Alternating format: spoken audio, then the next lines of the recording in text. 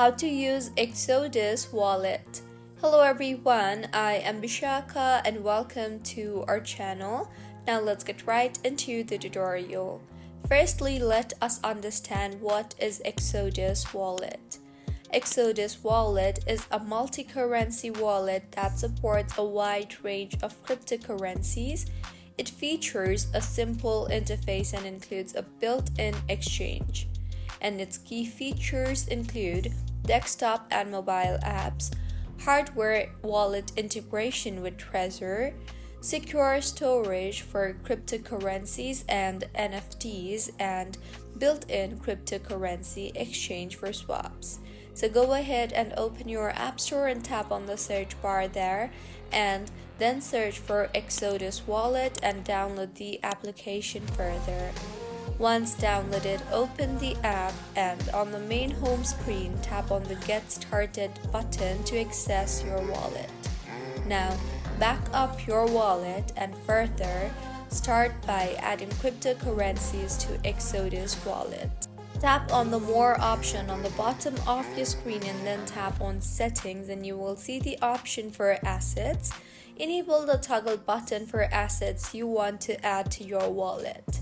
And if you want to receive cryptocurrency, tap the cryptocurrency you want to receive and then tap on Receive.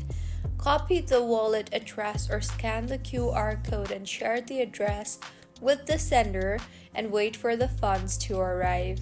And if you want to send cryptocurrency, select the cryptocurrency you want to send and tap on the Send option.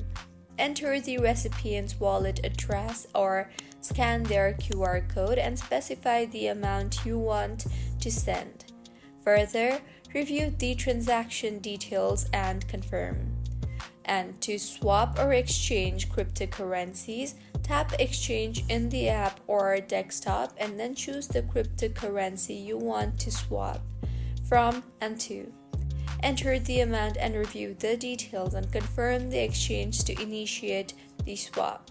And if you want to manage NFTs, navigate to the NFT gallery in the wallet. Tap on the View and Manage NFTs on supported blockchains like Ethereum and Solana.